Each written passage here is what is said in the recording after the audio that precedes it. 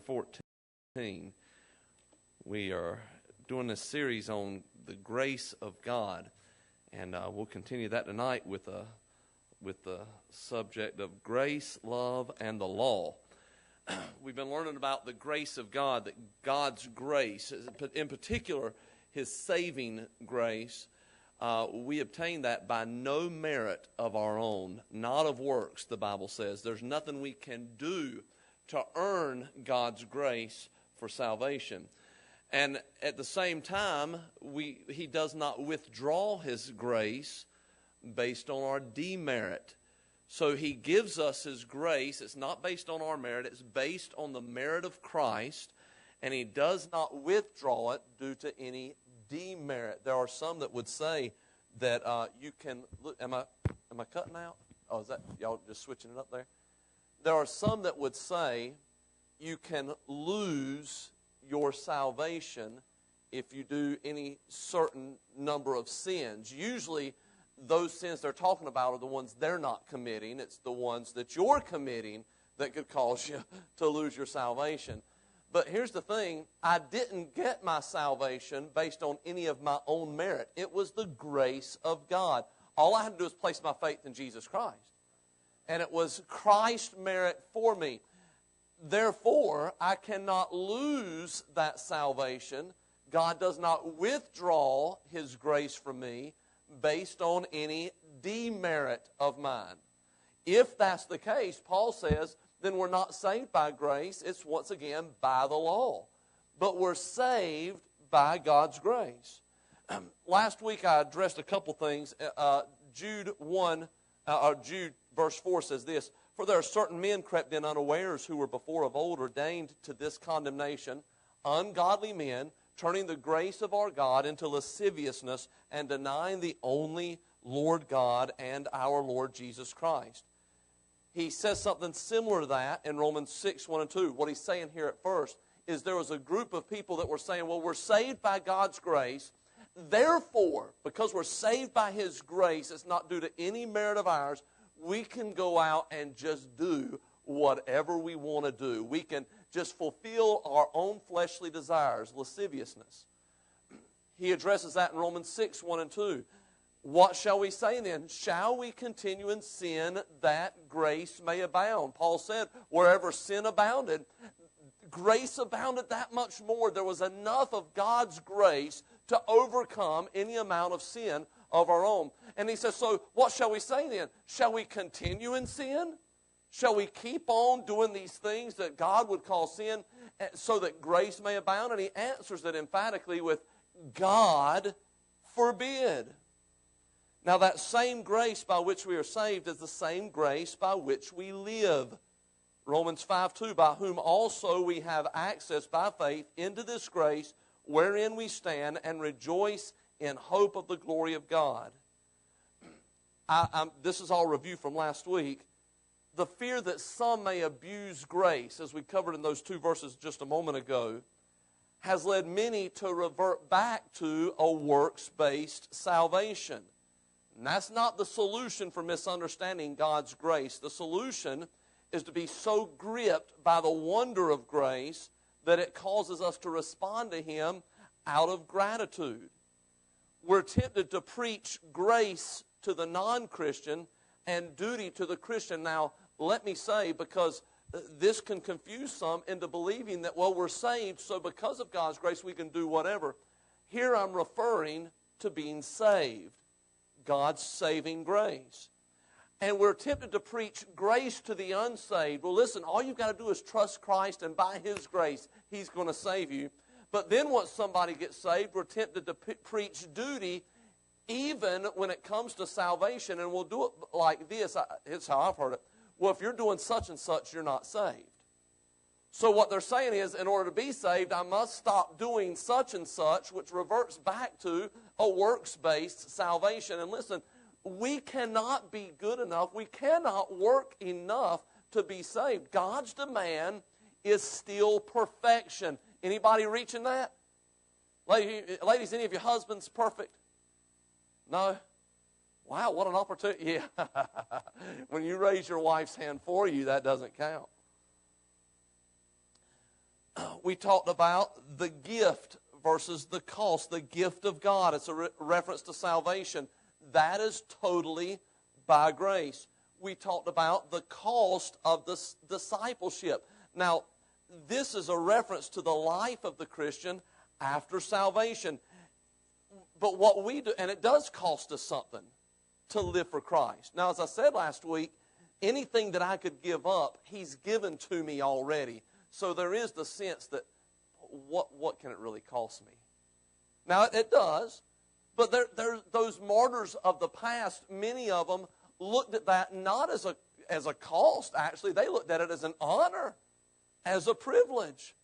But we've taken this thing of the cost of discipleship and we've built into it the connotation of works in order to be saved. And that's not it. Once again, we're saved by God's what? By His grace. Christ's merit for us. Now, let me ask a question. How do you love? How many of you in here love somebody? Okay? So now, what does that mean? How do you love them? Well, I love them because I got a fuzzy feeling inside. Well, Brother Barry, I hope you answer these questions right.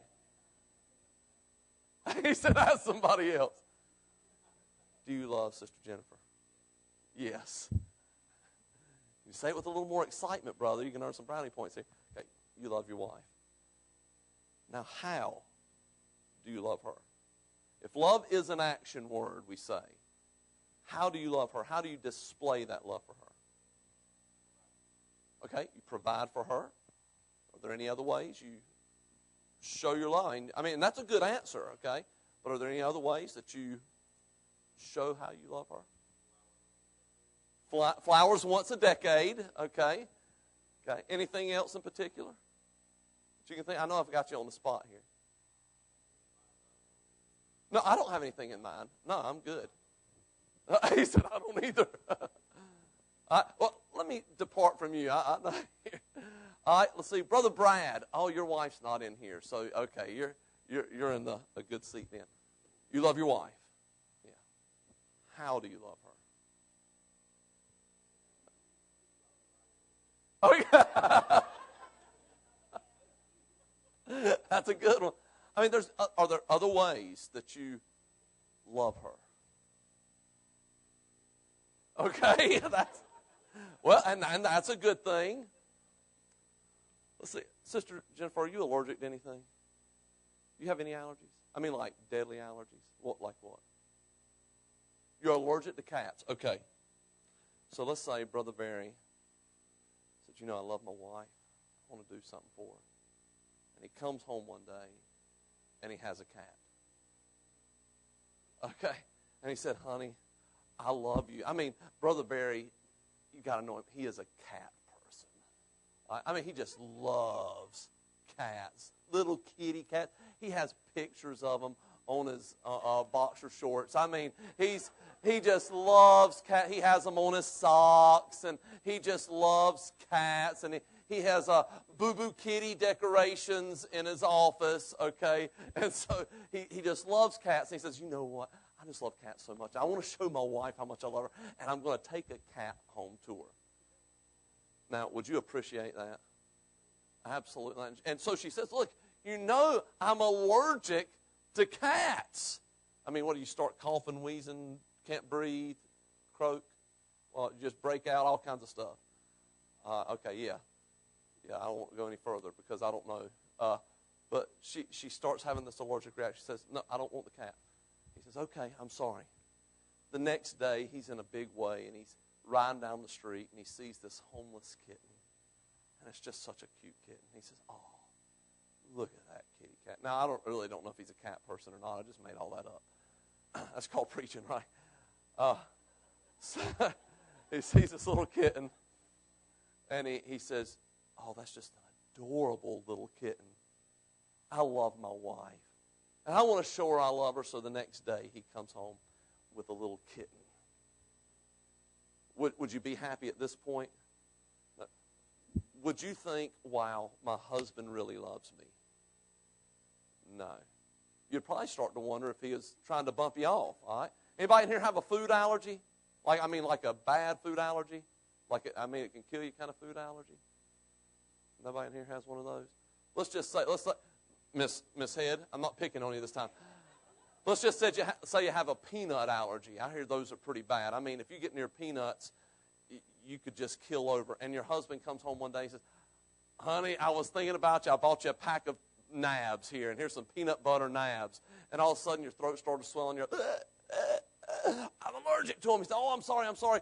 And the next day, he comes home and he says, boy, I sure do love my wife. You know what I'm going to do? I'm going to go home. I'm going to set her down in her chair. I'm going to prop her feet up, give her a glass of tea, and I'm going to make her a peanut butter jelly sandwich because I love peanut butter. Yeah, you were already passed out then.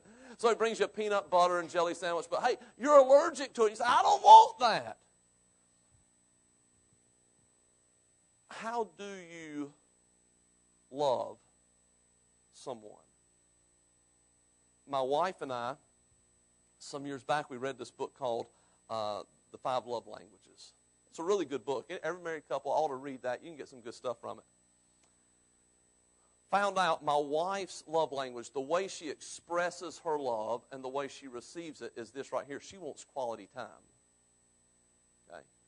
The way I express my love and the way I receive it best is through just words of affirmation. Words are powerful to me.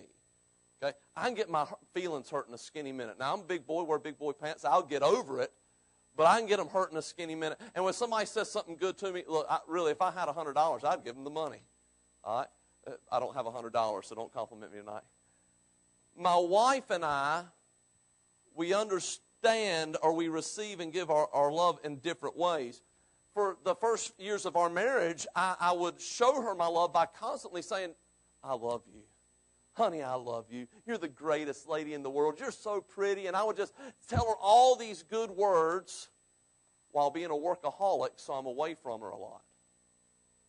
She, on the other hand, she would tell me she loved me and tell me good things, but not as much as she just wanted to be right up next to me all the time. To the point that really in those young years, I really thought, what in the world? Man, I can't breathe. I can't hardly go to the restroom. Man, I can't even hardly read my Bible. I mean, she's wanting to be here right next to me all the time. So we read this book, and all of a sudden I realized, oh, you know what? That's how she loves. So then I had to change my thinking to show her I love her. I've got to do it on her terms. You follow what I'm saying?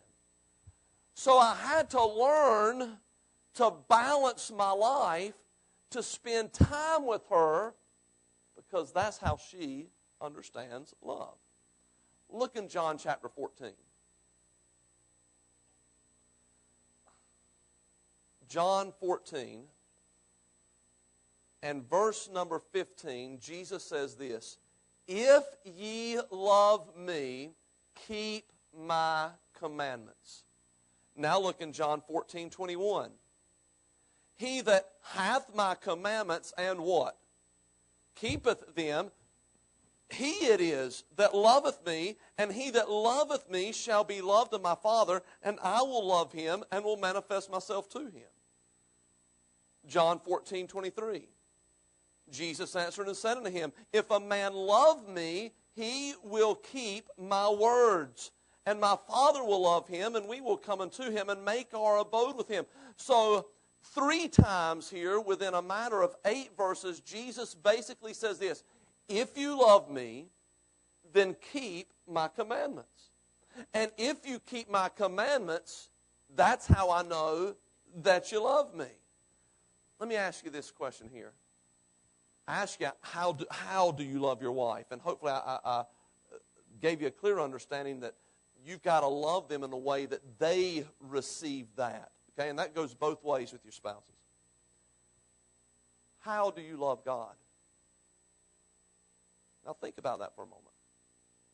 How do you love God? Well, you know, I just think about him and I just feel all warm inside. Well, is that really How you love Him? Well, I love Him by reading my Bible. Hey, that sounds pretty good. Well, I love Him by going to church. Well, I love Him by tithing. I love Him by praying. Well, we can say all kinds of things, but Jesus told us how to love Him. Right here. I mean, He tells us, this is how I understand it.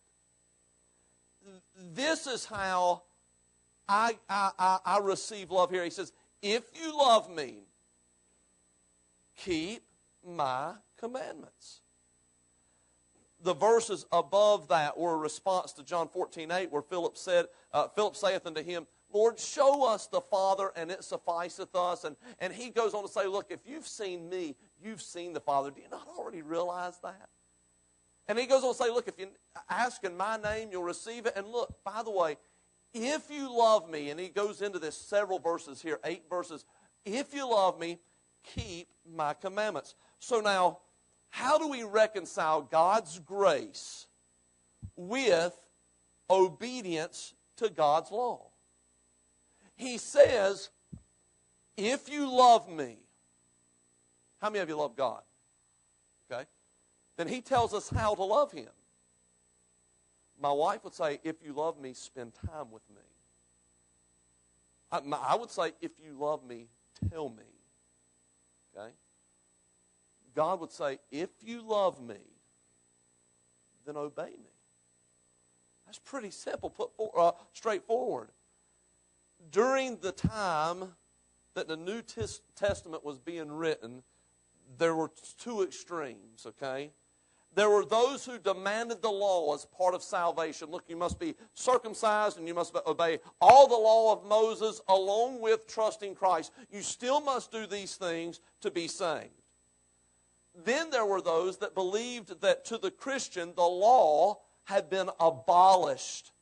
We see that addressed as in Jude 4 and in Romans 6, 1 and 2, where he talked about there's some that had taken the grace of God and turned it into lasciviousness, and some that said, well, if sin abounds, grace abounds more, so let's just sin so that we experience more of God's grace.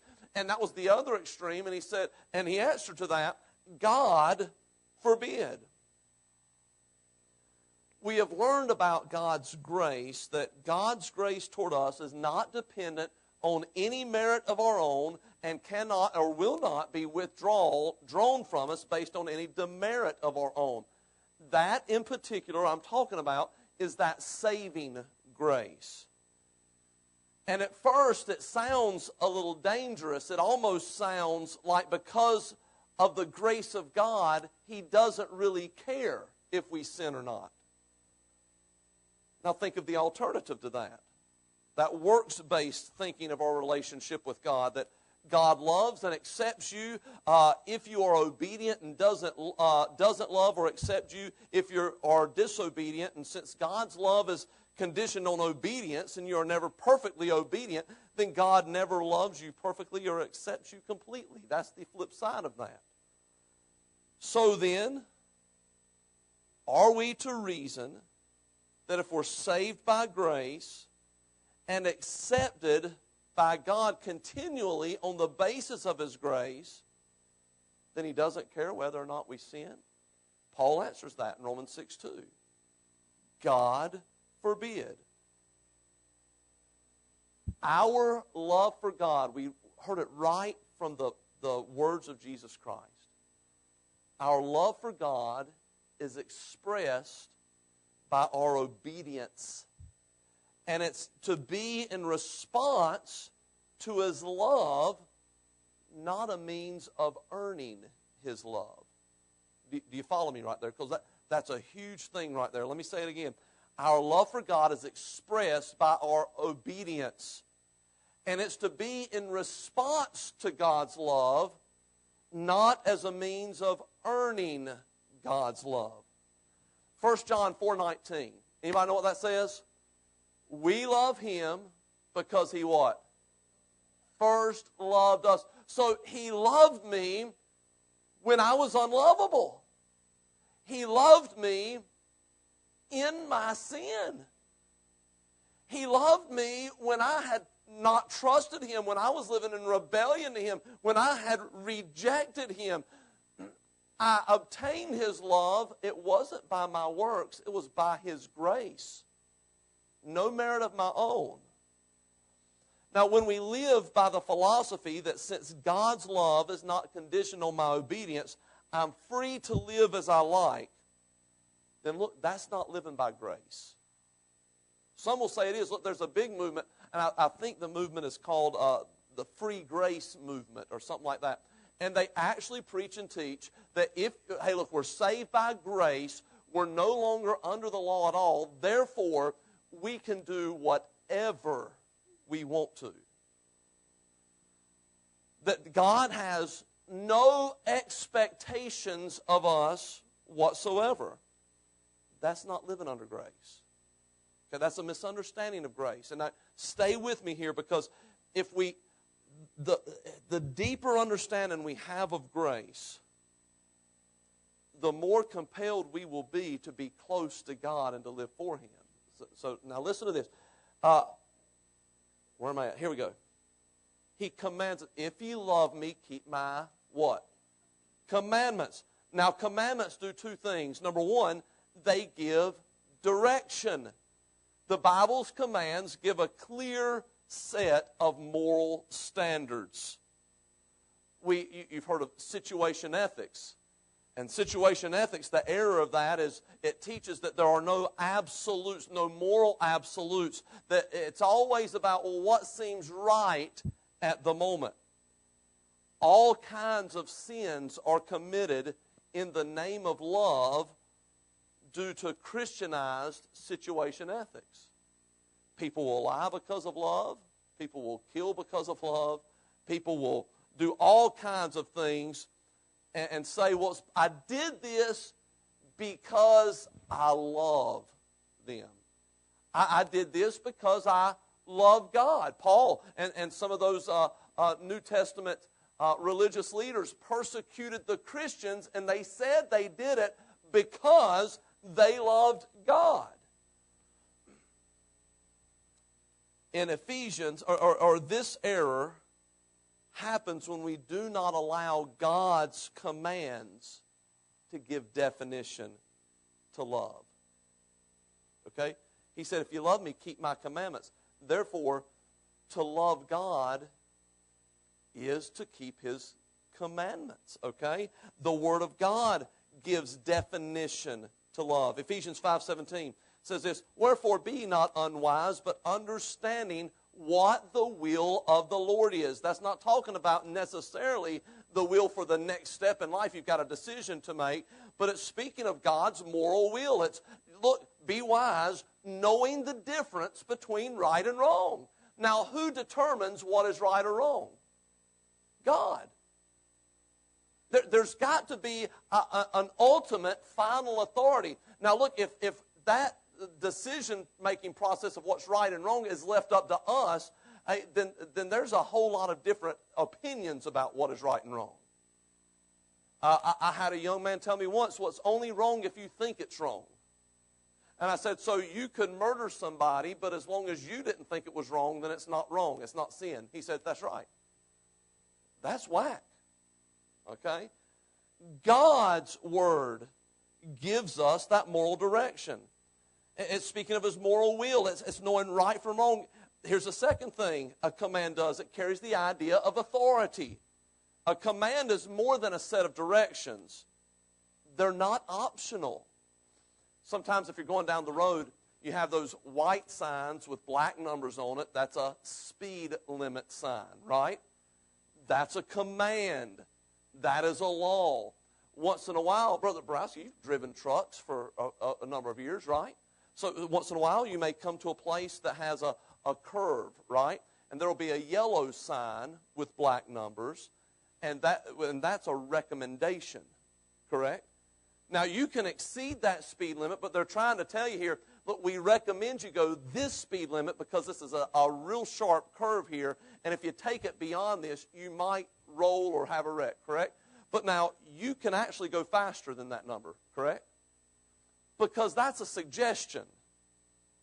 That's a recommendation. That's a desire of whoever was looking out for your safety, but that's not a command.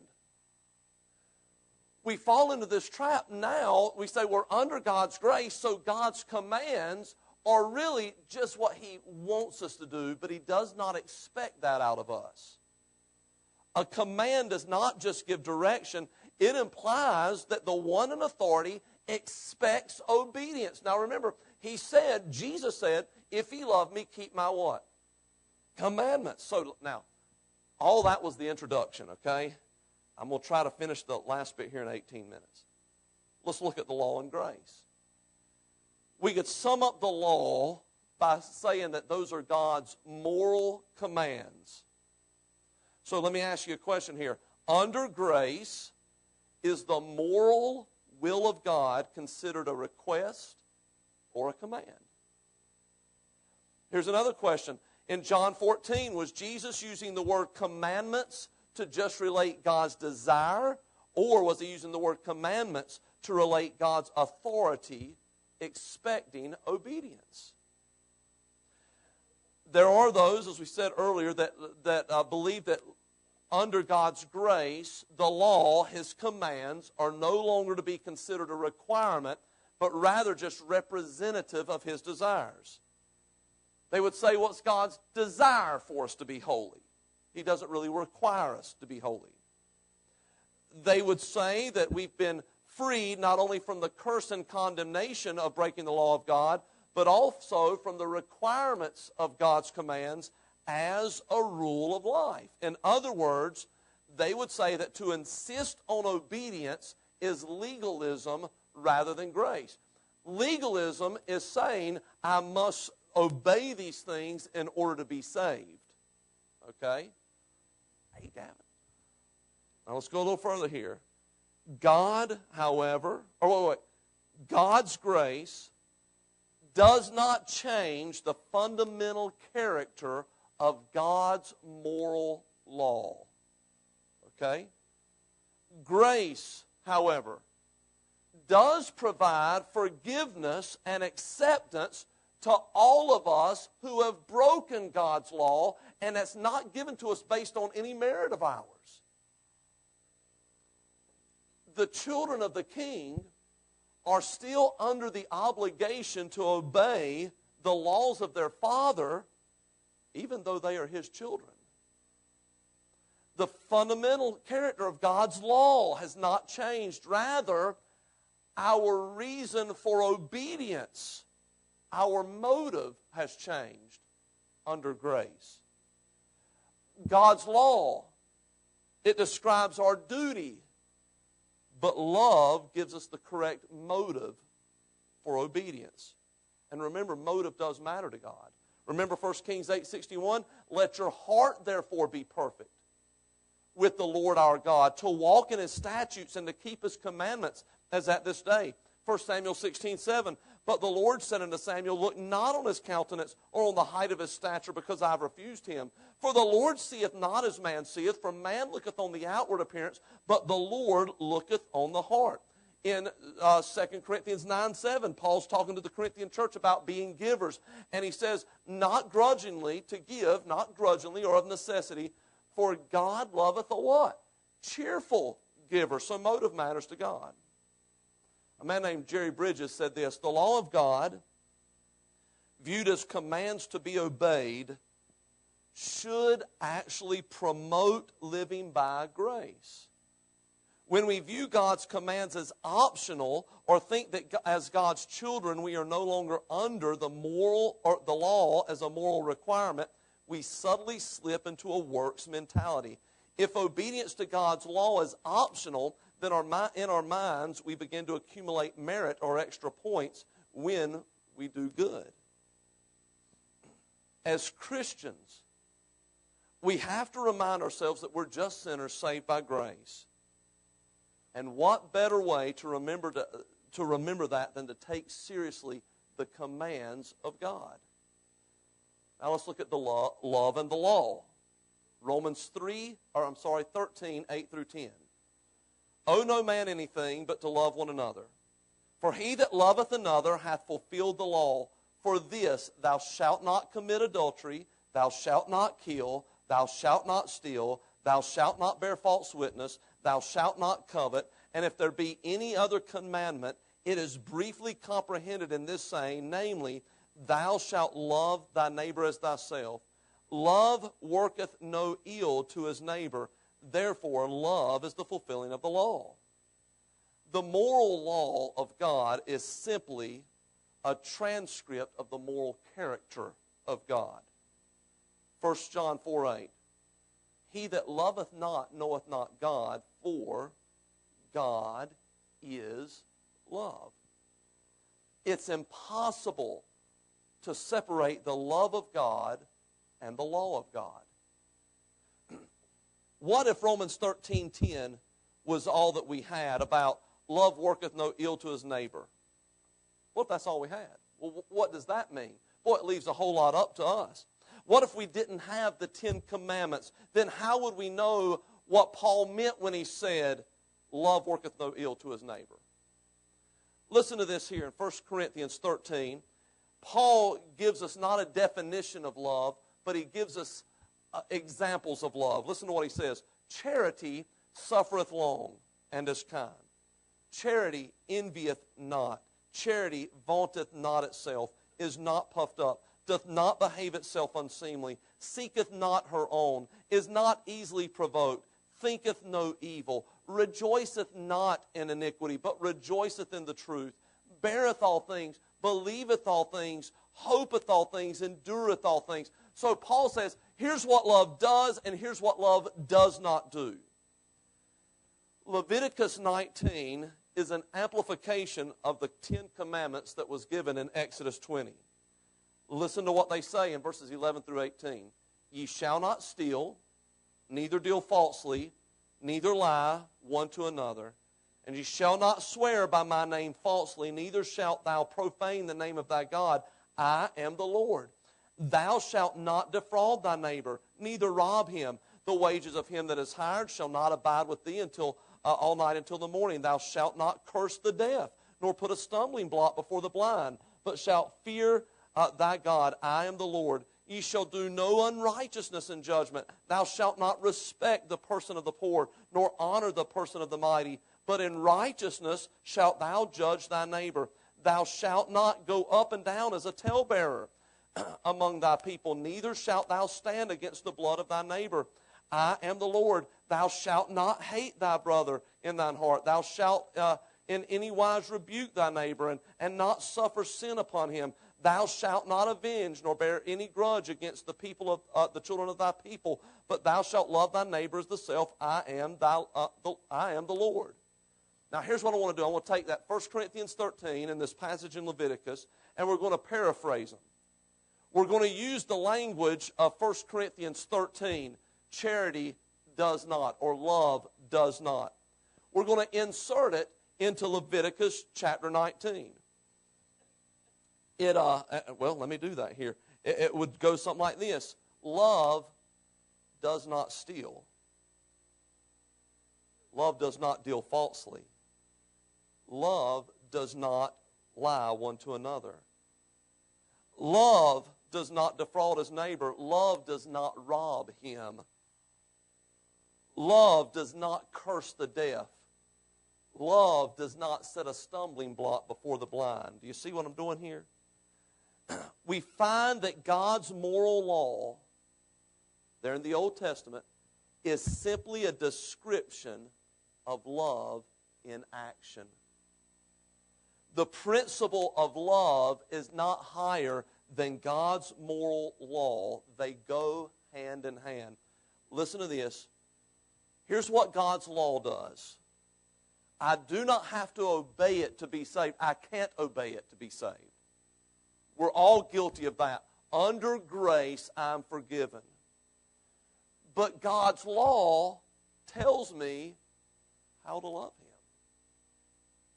See, we're good at saying, well, I'll love Him my way. No. We've got to love Him His way. See, I could say, well, I'll love my wife my way. I'll just keep telling her I love her, but I won't spend much time with her because I'm so busy. No, that's not going to butter the biscuits. All right? I got to love her her way. And Jesus said, if ye love me, keep my commandments. Well, wait a minute, Brother Ronnie. He sums all the commandments up with love God and love your neighbor. That's exactly right. But how do you do that? Those Old Testament laws are just an expression of how to love God and how to love your neighbor.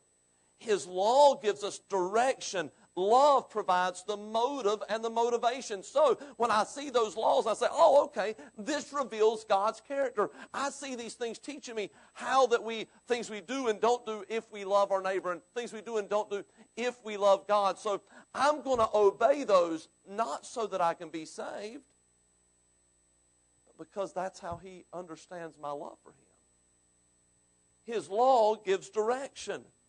The Old Testament law, Deuteronomy 22:8. Listen to this verse. When thou buildest a new house, then thou shalt make a battlement for thy roof.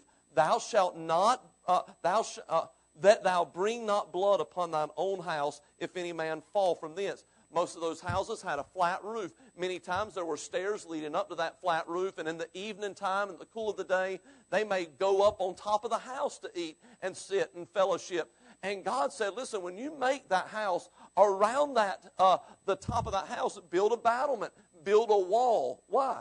So your neighbor doesn't fall off. He's basically saying, out of love for your neighbor, make sure they're safe when they're around you. In 1 Corinthians 9 through 10, Paul refers to an Old Testament law. For it is written in the law of Moses, thou shalt not muzzle the mouth of the ox that treadeth out the corn. I say, well, we don't have any oxen treading out corn. I mean, how does that apply to us? He then makes an application to his day. He said, or saith he it altogether for our sakes? For our sakes, Paul says, New Testament times, no doubt this is written, that he that ploweth should plow in hope, and he that thresheth in hope should be partaker of his hope. He said, look, God told us that when you're using an oxen to tread out the corn, don't put a muzzle on him. Let him eat. He's working. And he deserves something for his work. He says, so how does that law apply to us? Well, when someone's working, we should pay them. In this particular passage, he's referring to taking care of the pastors of the church. He's saying, look, they're working for you. They're studying. They're there for you. And just as you're not supposed to muzzle the ox, you're supposed to take care of them. By the way, y'all do, and thank you so much for that. So the Old Testament law is not abolished. I'll get to that in a minute. Here's the freedom of the gospel. Ephesians 2:15. Having abolished in this flesh the enmity, even the law of commandments contained in ordinances, for to make in himself of twain one new man, so making peace. Well, wait a minute. Preacher, right there he just said abolishing. He talks about abolishing the law of commandments. In Galatians 5:1, he tells us to stand fast in that liberty. Stand fast, therefore, in the liberty wherewith Christ hath made us free, and be not entangled again with the yoke of bondage. Now, in this, Paul cannot mean that Christ abolished the moral will of God. He refers to the 10 Commandments in that same book, Ephesians 6:1 and 2. Children, obey your parents in the Lord, for this is right. Honor thy father and mother. He says, which is the first commandment with promise. So in Galatians 3:10, we have a little insight here. He says, for as many as are of the works of the law are under the curse. For it is written, cursed is every one that continueth not in all things which are written in the book of the law to do them. The law viewed, and that once again, that's this Old Testament law, the things you do and don't do. It viewed as that which condemns and curses for disobedience, that's what's been abolished. Galatians 3:13, Christ hath redeemed us from the curse of the law, being made a curse for us. In Matthew 5:17, listen to what Jesus himself says, think not that I am come to destroy the law or the prophets. I am not come to destroy, but to fulfill. Listen to what one writer said. We have been called to freedom from works as a means of obtaining any merit with God. That performance treadmill. Well, I've got to please God. I've got to please God. I've got to please God. I've got to please God. I want to make it to heaven. I want to make it. Talk to people. Hey, do you know you're going to heaven? I'm trying. I'm trying to get there. I'm trying to get there. No, we're saved by grace. Okay? But we have not been called to freedom from the law as an expression of God's will for our daily living. That's not freedom, that's anarchy. That's just do what you want. Romans 7, 22 through 25. Almost done here. Listen to what Paul said. For I delight in the law of God after the inward man. And later on in verse 25 he says, so then with the mind I myself serve the law of God. God's law, we've been talking about grace, and boy, we're saved. It's not by any merit of ours, for by grace are you saved through faith, and that not of yourselves, the Bible says. It is the what? Gift of God, not of what? Works, lest any man should boast. So we cannot work our way to heaven. God's law is not opposed to grace. They're two sides of the same coin. What it does is God's law or love is now our motivation, not fear. I don't have to fear God as my judge anymore. I've been delivered from the curse of the law. I will not suffer the wrath of God. But I'm supposed to love Him. Well, how do you love God? Well, Jesus summed it up beautifully when He said, if you love me, keep my commandments. Brother Ronnie, in the New Testament now, he just narrowed it down to two. Love God and love your neighbor. Okay, how do you want to do that? Well, I'm just going to feel warm and fuzzy about them. You know, what if with my wife here, I came home and I said, Dana, I just want you to know, I love you. I just have this warm, fuzzy feeling. What? The dishes are dirty? Whack, whack, whack.